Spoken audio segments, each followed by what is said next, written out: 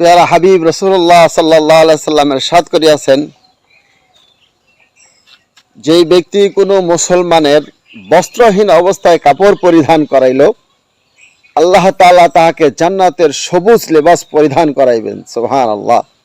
আর যেই ব্যক্তি কোনো মুসলমানের ক্ষুধার্ত অবস্থায় কিছু খাওয়াইবে, আল্লাহ তাআলা তাহাকে জান্নাতের ফল খাওয়াইবেন। সুবহানাল্লাহ।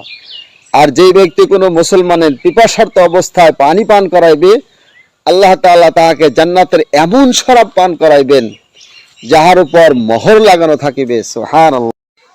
আল্লাহ বলেন, বান্দা, আমি তোকে যে সম্পদ দিয়েছি ওটা তোকে একা ভোগ করার জন্য নয়। আল্লাহ বলেন, অফি আমওয়ালিহিম হাক্কুল লিসাইলি ওয়াল মাহরুম। বান্দা, আমি যে সম্পদ তোকে দিয়েছি ওই সম্পদের মধ্যে দুস্থ এবং যারা অসহায় ব্যক্তি আছে তাদেরও অংশ রাখিয়াছি। সুতরাং তুমি একা ভক্ষণ করো না, ওটা মানুষের সদকা এবং দান করে তাদের সহযোগিতা করে তুমি ভক্ষণ করো। আমার দয়ার নবী, মায়ের নবী সাল্লাল্লাহু আলাইহি সাল্লাম বলেন, জান্নাতে এমন একটা প্রাসাদ হবে আয়নার মতো, অর্থাৎ যার ভিতরের সমস্ত জিনিস বাহির থেকে স্পষ্ট দেখা যাবে এবং বাহিরের সমস্ত জিনিস ভিতর থেকে স্পষ্ট দেখা যাবে। সাহাবাজগণ আজমাইনগণ আরজ করিলেন, ইয়া রাসূলুল্লাহ, ওই মহল্লার অধিবাসী কারা হবেন? রাসূল সাল্লাল্লাহু আলাইহি সাল্লাম বললেন, ওই মহল্লার অধিবাসী হবে ওই ব্যক্তি যাহারা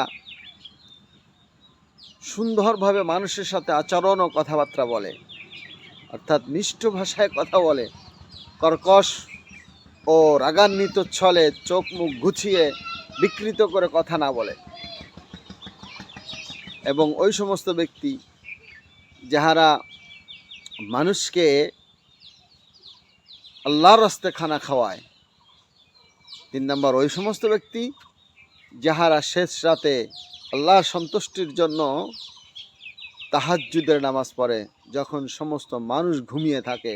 সুবহানাল্লাহ। আল্লাহ তাআলা আমাদের এই 3টি গুণ অর্জন করার তৌফিক দান করেন। আমিন।